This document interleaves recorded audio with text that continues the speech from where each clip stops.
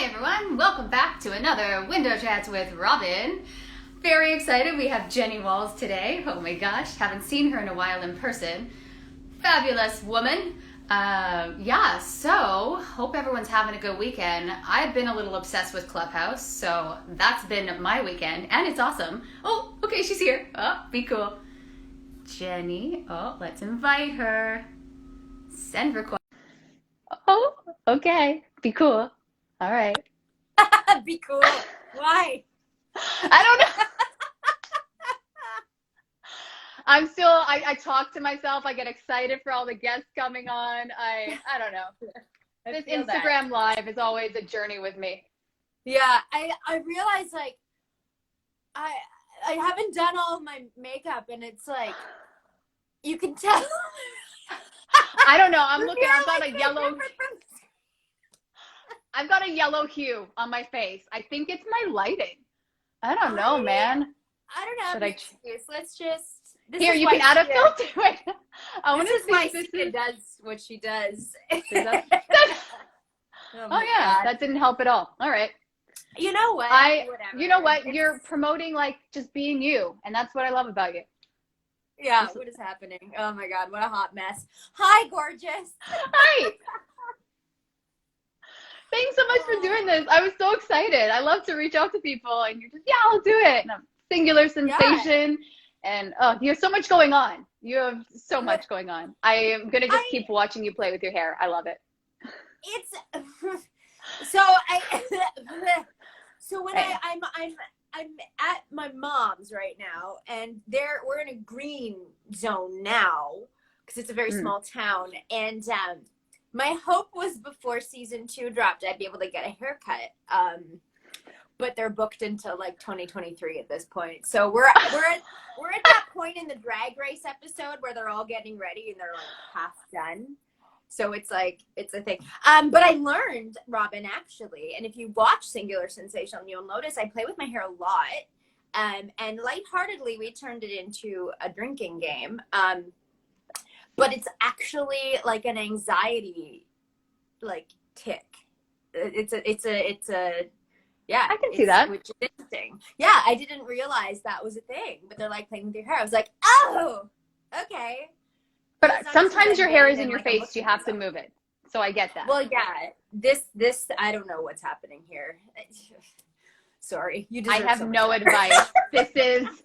My hair is back. I still have a curl from the weekend that I'm grateful for. So that's as fancy as I'm getting today. It's beautiful. Thank you. I haven't moved all this morning because I saw this curl and I can't. Yeah. I've literally just been a statue on Clubhouse.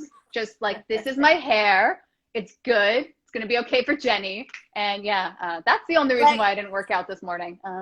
Listen, I'm eyebrows and nothing else right now. It gets weird. Where's the filter? Okay, so Clubhouse, I don't even know what that is. To me, it's like a seasoning, you know? That's yes. Oh, that's like, great. For reference, my phone literally auto-corrected TikTok to Tim Tom. So like that shows, and I host a digital show. Like I'm just so uncool. No, see, you say that, and I was thinking you are the reason I figured out Instagram. Because when we would go to Statler's, Singular Sensation you were tagging everyone. You're like, look at everyone, they can all sing and sing. And I thought, oh, is this something I should be doing? Is this what I do to self-promote? You were doing Twitter and all that. I'm still, Twitter's another ball game for me. I'm not ready. I used to be on Twitter. I find I'm less clever than I used to be. I mean, I feel like I'm less a lot of things than I used to be. So I don't even use Twitter anymore. I'll be completely honest. I find social media actually really overwhelming.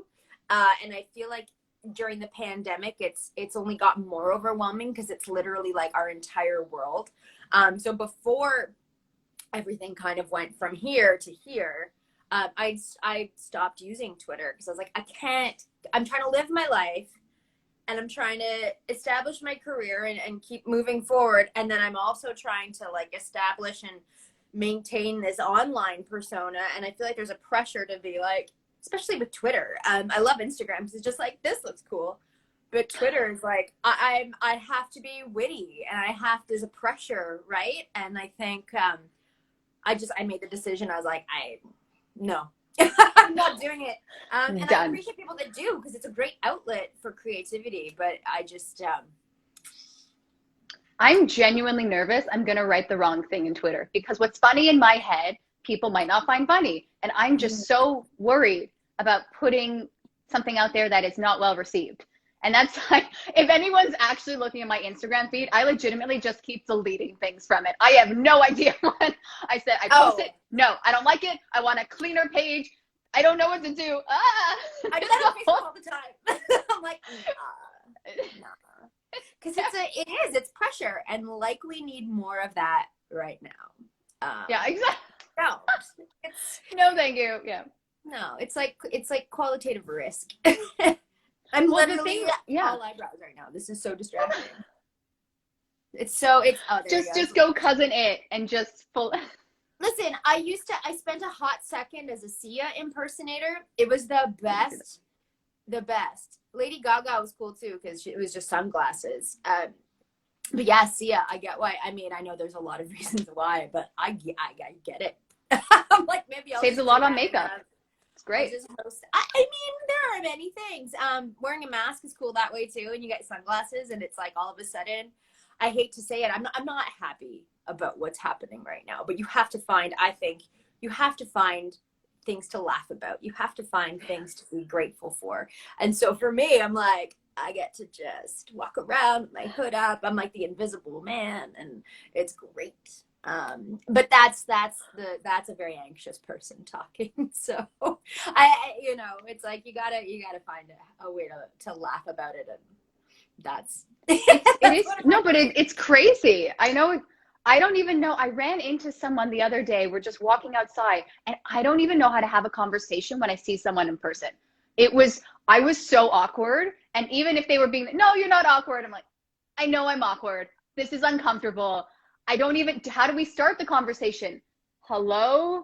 Fare thee well when we were leaving. It was painful. Yeah. And it's like, how long is it going to take until we don't like negotiating walking down the sidewalk, like my partner and I used to go for walks, and we'd see people and we would start discussing what our game plan was. Like, exactly. We had the road. Do we lock eyes? It's like being on stage, like navigating those like crowd scenes where you forget your track and you're like, I'm just gonna go this way. So it's like, are we still gonna do that when, now that the instinct to hug is not as much there as it used to be? It's like, is the instinct to stay away, we're gonna have to like coax back into that. It's very strange to think of. It's very strange. I wonder if people with pets would be more inclined, like, get over it quicker, because their dog just runs on everyone, right? I'm assuming. I don't have a pet, but they seem friendly out there on the road. So yeah, I wonder if that's their to me. Yeah, I don't know. This is why we have the meetings. There you go. We should get pets. I would do terrible with a pet. I'm killing my succulent here, honestly. What am I gonna do with a pet? I mean, listen, all my plants are plastic, but a pet, I want a dog so badly. Anyone who knows me knows and is laughing at me right now. I did not know that. What kind of dog? A little purse puppy? Okay. A little purse puppy? Mostly just, I have a small apartment when I'm at home, so I mean, purse puppy kind of. I love, I'm kind of obsessed with corgis right now. I follow this account on Instagram called Ham and Olivia, and it's their owner. Like, I think this is what he does for a living. Like, these two corgis, and when they bark, he like makes their voices, which is something I always did as a kid, like walking with my mom, which is so funny when I got into voice acting. My mom's like, you used to do that as a kid anyway. I was like, great, where are my residuals?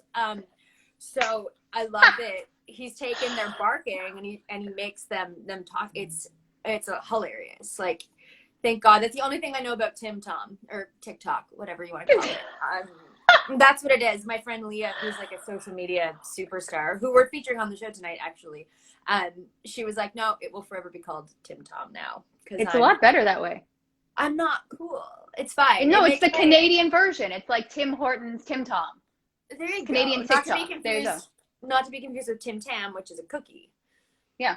Or eat cookies while on Tim Tam. And drinking your Tim Hortons. We're starting something here. We're cover up my Starbucks mug. It's neither. I think we may be onto something. We need to patent this like now. This is what happens. I know. I probably should figure out the patent process, but I think just by talking about it, this happened. Yeah. This is now patented. This is legal. This is legally binding. That's how it works. Binding. Who needs lawyers? This is easy enough. Okay. As I insult every IP lawyer, that's not bad to do. Oh my God. Hilarious. I do what I can. This is cool. Oh, I'm just chatting by my window. I'm okay. Chatting by the window. Whoa. That's the only part of the song I knew, so I couldn't continue it. Everyone would sing that at open mic night, and you think I would have learned the words. I would just wait for the high notes, yeah, and then rock with them. I wish. The songs went. Well, it was great. I never realized that I didn't know so many of the words to musical theater. I've been making them up for so long. So when I had the chance to listen to other people singing them, I thought, now I understand this song. I had so many epiphanies at Statler's, at 120 Diner. I'm just, what? That's what that's about? Okay. Completely should never use that for an audition song. Whoa. We're here to educate people. We really are. It was very helpful. I'm forever grateful. Well, I'm really hard on my students about their diction and their articulation for that exact reason. I was like, the last thing you want is to sing a song and people be like, I'm sorry, what? You want to be the person that sings it and they're like, oh, that's what that is about. So I think what's even funnier is I think I sang it with conviction, but the words were very wrong. And no one corrected me. And I would love to see younger Robyn audition. Because I would leave the room and say, what was she saying? Those aren't the words. Wrong. Listen, as a director now, I love when people just strong and wrong and don't apologize and whatever. For me personally, this is such an expose, but I might not even know the words anyway. So. And I hosted the show it'll be 10 years next month that Singular has existed. Yeah, isn't that nuts? And it's crazy. That's nuts. And it's just over a year since we had our last live show. Last Monday would have been a year because we were every Monday. Yeah. So 7 years and a bit as a weekly show, and a year and a half almost as just over a year as a monthly, and now we're bi-weekly. So we're kind of splitting the difference. It's crazy, but I'm glad that you could take something away that's so scholastic. Yeah. I still have my Back Dora Award. For those who have not heard of Singular Sensations, there are the Dora Awards, but then you get the Back Dora Award. I believe it was something related to my eye rolling, which I think is fair. Yeah. Well, but I was just listening. I loved your humor. You were just so funny and so honest, and as you're singing, just making stuff up and being you, and I loved it so much. I just really enjoyed watching you perform. Well, the backdoors were cool because, the 1 year was cool. I think it might have been that year that we literally had half the presenters from the actual Doras presenting at our Doras, which was awesome. But the cool thing about the back doors is that I just who comes every week, and kind of what they do, and you have an amazing sense of humor too, which we're both fairly sardonic people, which is why I feel we get each other. So I was like, this is a particular brand of celebratory characteristic. I appreciate it. So it was a way to just be thanks, because time and money are especially right now too, but in theater period, time and money are very not in abundance often. So for people to take the time every week when that was happening, to come to the show and be there and support us, it was important for me to appreciate people. I because don't know it's how you something did that every week. I actually don't. As I'm trying to I don't just know. get people to send me a headshot and a bio, you were getting people to physically come to a space. You were getting different people to host. There was always a theme. I don't know how you did that. As I'm doing this, I'm thinking, how did Jeni Walls do this? Honestly, I'm tired. And all I have to do, I'm at home posting, whatever. You got people there. And it was just such an amazing experience. When I watch, have you watched Big Girl and Friends with Christopher Wilson, I believe? Yes. And they're talking about Statlers and they're talking about all the connections they made. And I just love that so much, the community that was built and the amazing people I got to meet. So forever grateful for that. It was great. You. It still is great. It's just different, right? It's just different. I mean, and thank you for saying that. And yeah, it's very heartwarming to hear all of the recollections and the reminiscing about Statlers, and it's a long lineage. Like Singular Sensation is actually like, it's really part of a dynasty of events that have been in existence for a very long time and has been hosted by a number of people. So for me, like, it really is a privilege. And we were taking a bit of a risk online, kind of changing and adapting a little bit, but the reality is that not everything like translates the same on screen as it did in the room. So we were like, okay, so what do we do now? Because we've always tried to be something positive and like contribute something positive to the community. And in the room, it was one thing. But if you look back, I think it's on my personal YouTube. Don't go and look at it. But I mean, you can. But we used to, because we would bring in a guest. And I remember the moment when I was like, this could be more than a gig.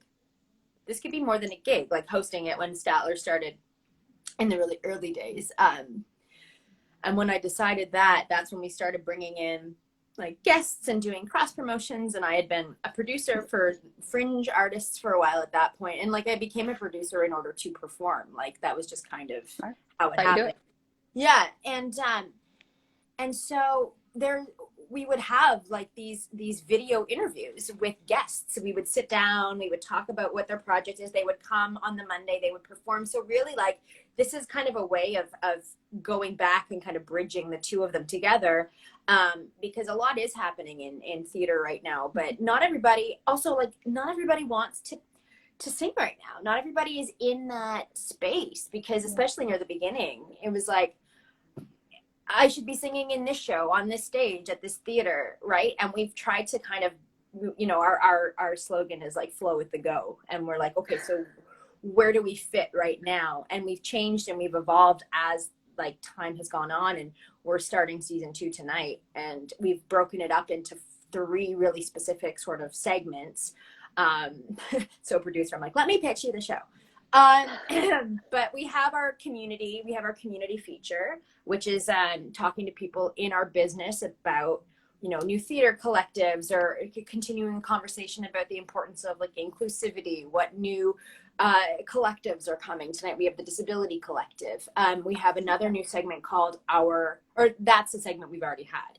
The new segments are our well-being. We're talking about like mindfulness, health, wellness, self-care, because a lot of the things we're like, well, who are we without our work?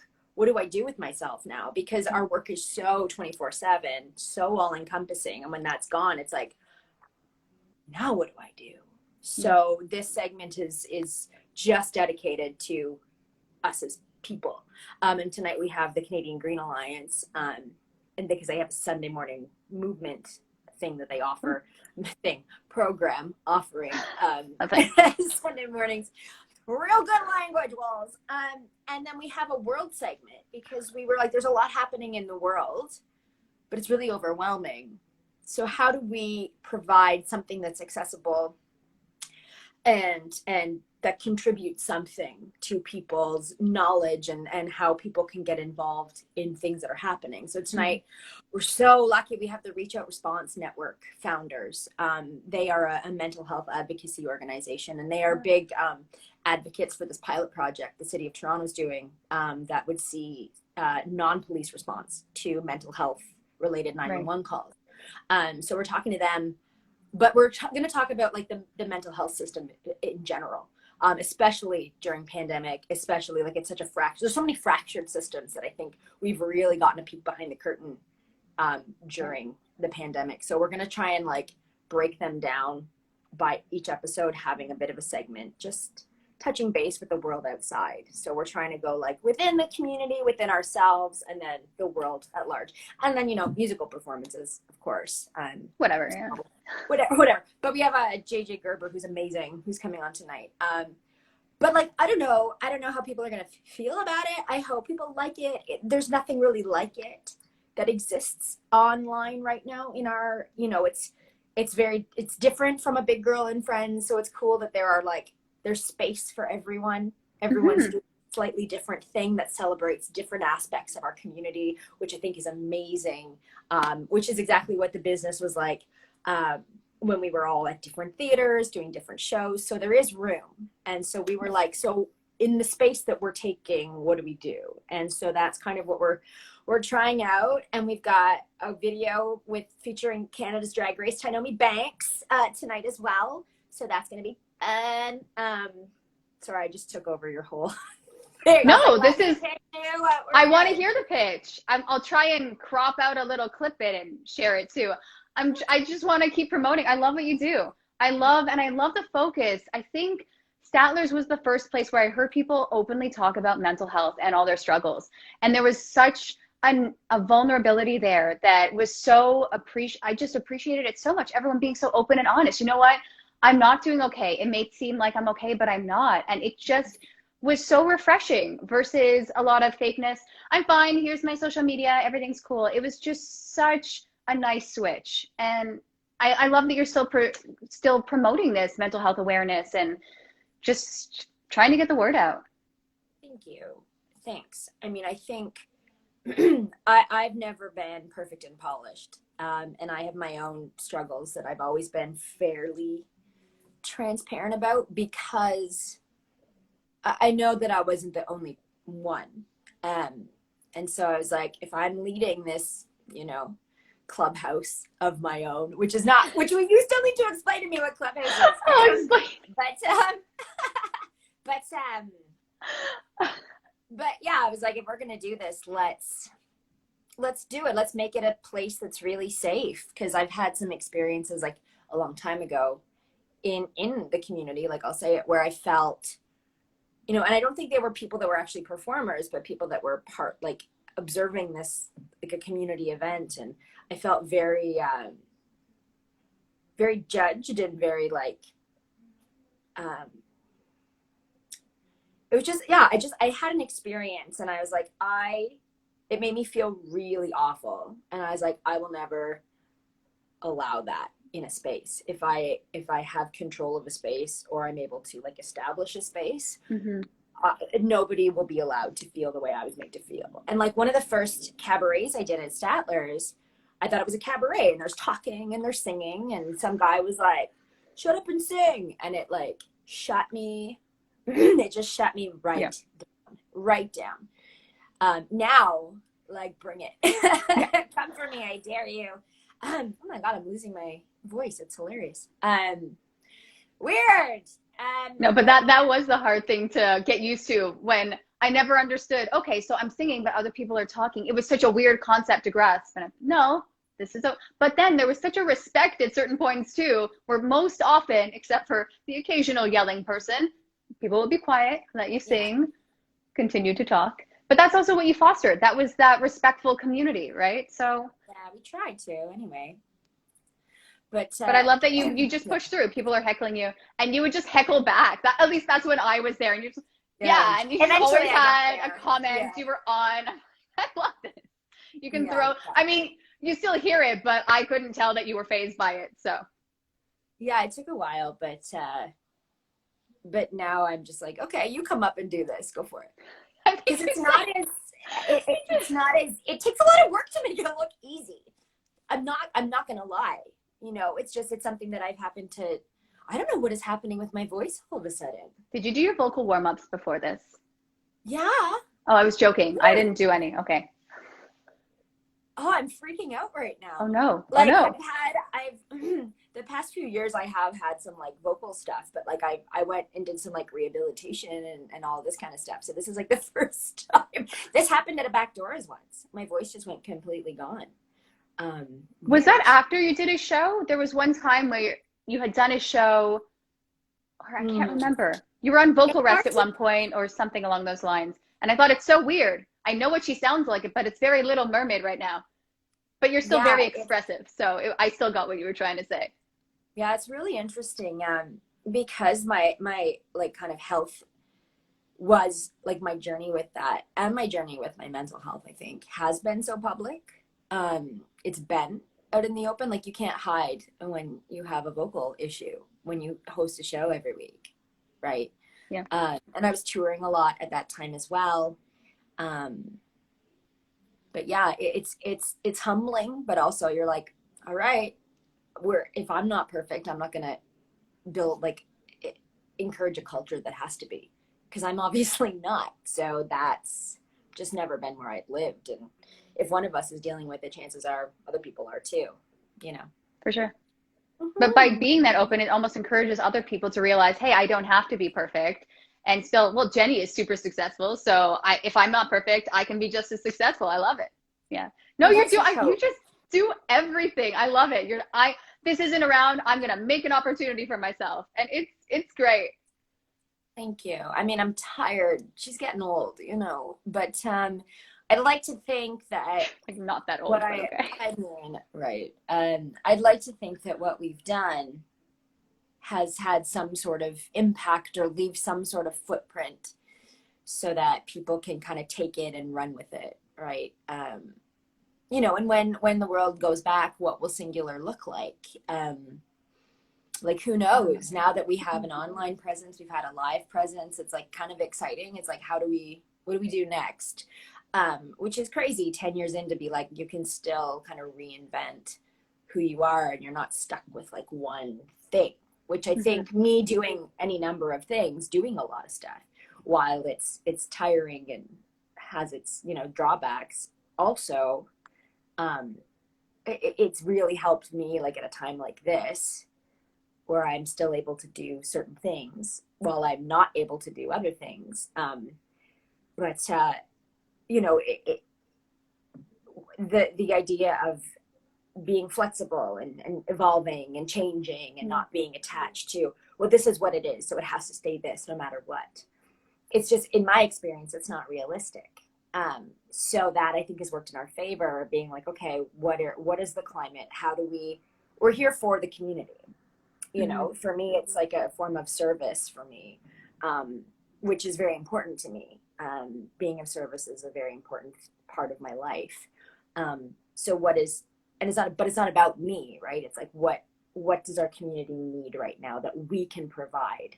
You know, and there are some days where I'm like, I don't want to do this, but then it's like, but then when you do, but part of me is like, okay, is that depression? Is that anxiety? What is happening today? Is that ADD? What's going on? Column A, column B. Honestly, and learning how to, and that's been another thing for me too, is learning how to maneuver through those things, because it's real. And the pandemic has not helped anyone's depression or anxiety. If anything, I think now that we're not distracted by work, we're like, oh, maybe that's a thing I should look at. And I'm, you know, going through my own journey with that also. And, but you know, at the end of the day, we're all human and we're all sort of in this together. So that's you say that in this together, but right, aren't those times when I just feel like, I feel as though I'm alone and I'm the only person going through this. And then it's this whole, I have too much time to think some days, and no, just stay busy. This is a bad hole to go down. Oh God. Yeah. And it's like, yeah. The brain is a very interesting thing. And mine's an asshole sometimes. I don't know about you or anyone watching.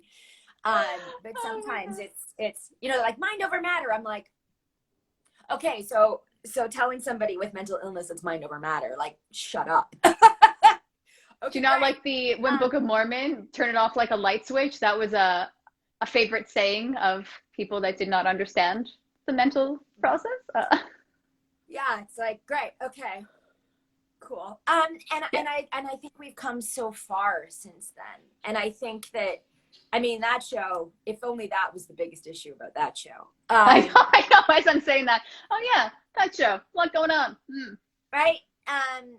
But that's the kind of, the brilliant thing is that we can look at that now and go, okay, so we're just gonna turn down this road now, and like let's zoom out from that, and like let's have a look at that, which I think we're doing in a lot of situations. We're in a position where we're kind of zooming out and going, oh, this doesn't work, oh, maybe we should think, and it's really overwhelming, which is why we're hoping with the show to be that, you know, to offer that to people in like a conversation, say with the folks we're talking to tonight. It's like, maybe you didn't think about this, or maybe, you know, how do I support, you know, as an able-bodied person, how do I support an initiative like the Disability Collective? What do I do with what I have to support what these folks are doing? You know, because I can only talk through the lens that I have, but what we can do is use that platform for people to bring their lens and share, so we can kind of just put everything out. It's like a bulletin board sort of thing. Yeah. But no, I really appreciate you saying that, because I think in musical theater in particular, that pressure for perfection and polish is very present. And I love me some alliteration, but I think the expectation to be that perfect presentation of whatever. But I was never that person. So for me to present this event that is pristine and polished, it's not realistic, it's not honest. And part of my personal journey is to discover who that authentic person is in a business that's not particularly authentic all the time.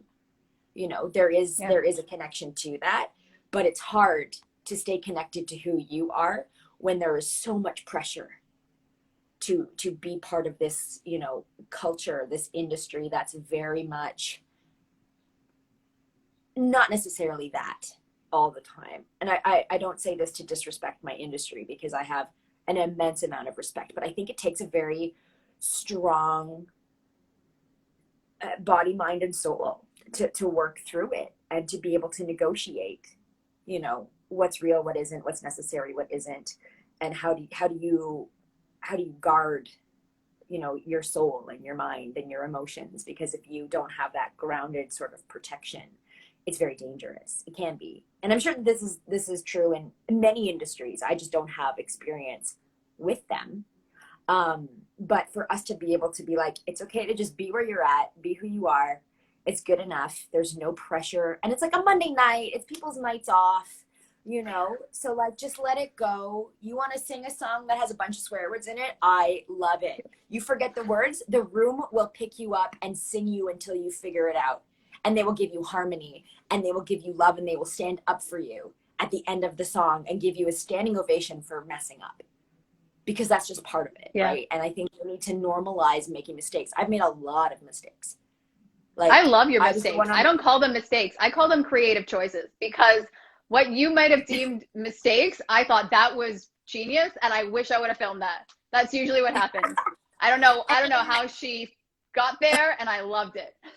I mean, I was the girl in the reality show that cried, right? There's always one person that cries, you know, when I did the Maria thing, and I was the girl who cried, and I messed up, and I cried. But because I messed up, and then I came back again and did the thing, they were like, okay, so we see that. I was like, I literally have a giant phoenix tattooed on my leg, because that's just, I fall from the ashes. I fall big, I fall hard, but I get up. I always get up, and you just have to get up. And I tell my students that. I tell people that audition for me. I tell people I work with. I'm like, just keep getting up. I have students that are so nervous about singing in front of people. What if I make a mistake? I'm like, so what if you do make a mistake?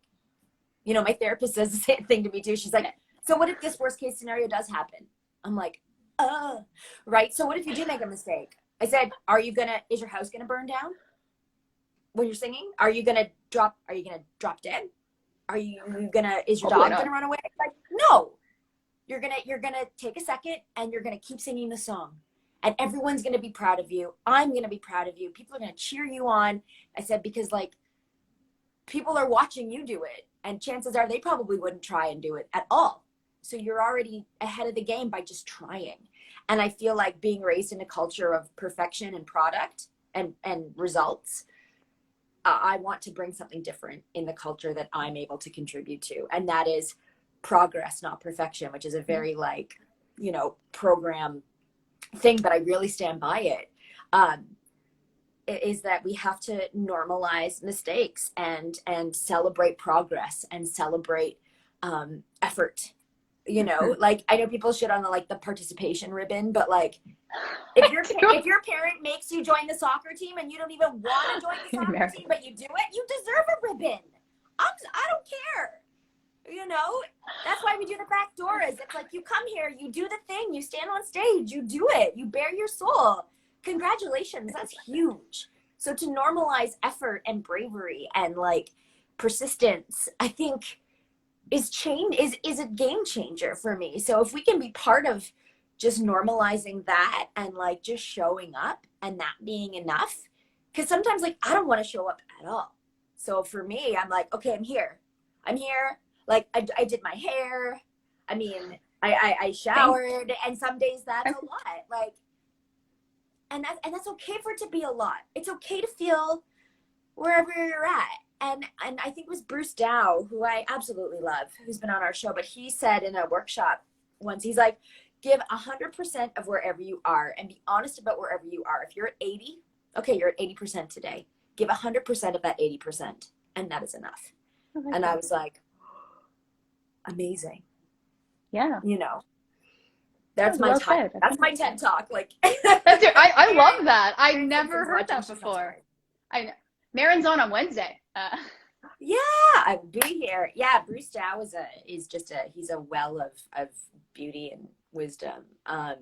So if you ever have a chance to talk to him, I really recommend it because he's cool. Just... I've never met him, but I'd like to reach out to random people. And hello, random person. I've never met you, but let's talk. We will make it happen. But that's I love hearing these stories and this passion. Your passion is undeniable. You're just so. I just can't get over it. Statler's, I mean, I would go sing, try a bunch of songs, whatever, but it was just that community and that warmth. And I remember going, and the first time I went, terrified. And I had no idea what I was doing. And I sang Anyone Can Whistle, the shortest song I could find, once through, don't care. And it was just from there. And then I would start messing up and I would freak out and I would beat myself up. And then I came back, I would keep coming back. I'm like, you know what? No one cares. No one cares if you mess up. Just have fun and just like be around this amazing environment. And it just helped me build my confidence so much. And yes, you're not going to be perfect. You are most likely going to make a mistake. The song that you sing in the shower that you know by heart, you will mess it up.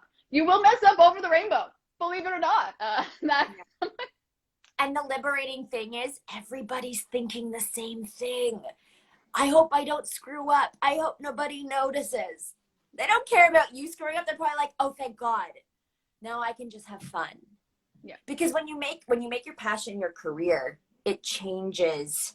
It can change how you, yes, creative choices. I like it too. Patent that while you're at patenting the, whatever it was we were talking about. Tim Tom. I think that's what we were talking about. There's like a whole list. That was a while ago in this chat. I know. It was like, we've been on a journey. We've been talking for like 40 minutes. Holy shit. I mean, holy crap. I mean, I talk a lot. Can you tell we're like in isolation and like, if I didn't have a show and I didn't do voiceover, like I don't know what I would do. I would just be into the ground by now.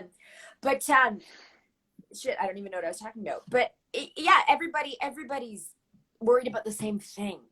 And I heard this thing that was like, nobody cares. Isn't that amazing? Nobody cares. Isn't that sad? Nobody cares. But also it's like, what is your perception of it?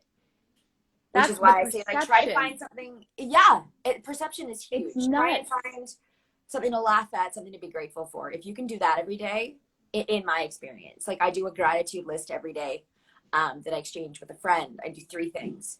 Even if it's like coffee, sleep, air, I don't know, a plant that makes me happy, a sweater that's comfortable, you know, and there are extreme situations where like everything is shit and everything is bad, but like if you can find just one thing, and that's not to say that things are great, well, this is shitty, why can't I feel shitty? Well, you can, but if you can find one thing, and I come from a very, like, this is a very privileged point of view, and I acknowledge that. But for me, with my experience with my stuff, so if I can find that at least one thing to be grateful for, I'm like, I hold on to that so tightly. Like, that's my life raft. Otherwise, like, I would drown some days, and I'm not gonna lie. Again, I'm very privileged, and I'm very like, yes, I have to acknowledge that. But for me, and I can only speak from my own experience, if you can do that, that's, for me, that's a change of the day. Like, with my mental health, I deal with stuff that like affects my emotions and my ability to, you know, kind of regulate them at times. So for me, I'm like, okay, what is my life raft in this moment? And that is it. Because otherwise my mind will take me somewhere I don't want to go. And then I can't like do stuff like this. I can't, how do I lead how can I be a community leader if I'm drowning, you know, which is partly why we introduced this wellness segment, because I want it. It's partly selfish, you know. I want to know, what can I do? How do I meditate? What should I be eating to make my mood better? Like, yes, it's for you guys, but like, y'all, it's for me mostly. Because I want to know, and if I want to know, chances are, hopefully, it can contribute positively to someone else. Because like, the world is tough. It's tough, and when what we identify with, which is our career, for the most part, is gone, well, who are we? Well, now we have the opportunity to find out and to really like pay attention to who that is, and it could be totally different. It can be totally different than you thought, because you never really paid attention to it, because we're not taught that in theater school. I just, you know, self-discovery is, I have a great rep book, but like, how do I navigate how I feel when my worth is dictated by casting directors and directors and this and that and this and that? Okay, so how do we find that groundedness to not let our self-worth be dictated by all of these things? Because like, when I was taught, and this is, I'm not alone in this, it's like, if you say no, there'll be 100 people that will take the thing. Yeah. Okay, but what if I do the thing, I'm going to be really miserable. It puts me in like a bad situation. What are the repercussions of that down the line? Like, the psychology of theater is like, it's such an interesting, that's a whole discussion on its own. But basically, I want to offer what I wanted, what I needed when I was younger and impressionable, before I got old and bitter and jaded. And but I think that's where the best ideas, that's where they come from, right? You didn't have this, so you just create it. There you go. Well, it's why I love being a teacher. It's why I love being a mentor. It's like, what did I need? What would I have liked? And what, it helps me too, you know? So it's really so symbiotic. Symbiotic, is that the right word? I don't know. It sounded smart. I'm going to say yes. There's a symbiosis. I don't know how you use it in a sentence, but yes. I mean, the only reason I know the word mitosis is from Sabrina the Teenage Witch. The first one, not the second one. But, and they never find out. That's the joke. But yeah, I just want to, I love what I do. I have a very weird set of skills, but like, this is something that makes me feel good. You're Liam Neeson. I'm just saying. I will take it. Can I get that? That's on my business card. Specific set of skills. Jenny Walls and Liam Neeson. Ta-da! But yeah, I mean, I don't know what I'm doing. I'll be completely honest. And if it looks no like one does, I'm glad, but I don't. But I love it. I love like all of the programs I not auditioned for, but applied to were all journalism and musical theater. One musical theater course and all. So I mean, the passion was there, but this pandemic reminded me, remember that I really like talking to people like you, which is why I love what you're doing. And you're so great at it, and you're so lovely. You've got such a wonderful like presence and energy that you put out. You haven't rolled your eyes once. I don't know if I'm disappointed or excited. I don't even know if that. I mean, it's a. I can't even do the eye roll now. I've tried to put the eye roll to rest. That was a resume worthy skill right there. Can I roll on cue? Yeah, I love it's just you talking and sharing, and I just want to promote Singular Sensation and the platform and that amazing stuff that you're doing. And there's a pandemic, but you're going to figure it out. I'm going to put in our handle. So if people want to check us out, we're on tonight. We debut season 2 tonight at 8. Our link is in our bio. 8 p.m. EST. I've learned that you have to specify. Yeah, I think it's on our thing. I think it's on. Oh, I know. Just in case someone doesn't. I know you have your bases covered. In case someone's watching this and like 8 p.m. Is it? I'm in a different time zone. Standard Time. That is our thing. Yeah, 8 p.m. Eastern Standard Time, and then the episodes live on YouTube. So Singular Sensation online. The links in the bio. You can. Yeah, and all of our episodes up till this point are on it too, so you get to see how I do or not necessarily figure out what I'm even doing. But, we're trying a new thing tonight, and hopefully it's good. And, I mean, I'm excited for it. So I don't think it has to be good or bad. I think it just has to be you're doing it, right? You're trying something. Oh, hey, whoa, Singular Sensation, join. Okay, we're on a hi show. And that's the great thing about having a team. Our producer, Stefan, crushing it on the Instagram. Yeah. Oh, that's see. I kept thinking that was you, and I thought that was your only Instagram. So I've been messaging that person, and I apologize. No. We both run it. Shout out to my co-producer Stefan Dixon, who is awesome, and all of the awesome dance content that we have, because we really wanted to include more dance, because musical theater has a lot of dance, but there aren't a lot of there's not a dance open mic, right? Like there is for singing. So you say that, but I remember quite a few tap dances being performed at STEM. Like this guy brought a little wooden platform.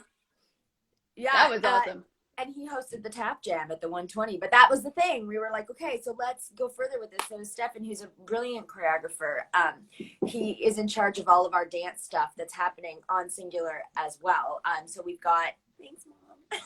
My mom just brought it. So he's been amazing bringing us some great dance content, as well as all the other stuff that he does for the show. And helping with our social media as well. We've got a great team. It's been an interesting experience for me, because it was just me for like 9 years. And now all of a sudden it's like, you have other people. We have a great team. We have like a graphic designer, social media girl, Lauren, and our video editor, Amanda. Like, she's awesome. So to see it grow and to see the people have faith in the show enough to do stuff with us is pretty cool. So I mean, you're a pretty big deal, so it's worth it, though. Yeah, I have everyone fooled real good. I'm falling for it. I hook, line, and sinker fell for it. Yeah!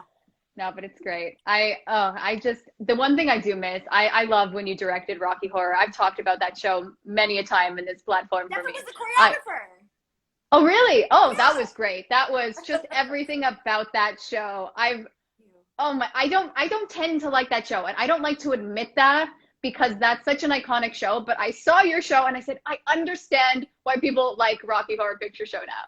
It was great. I love that. Thank you. We were really proud of it. We were really proud of it. So thank you. Just a great scene. I love Chris. Oh my gosh.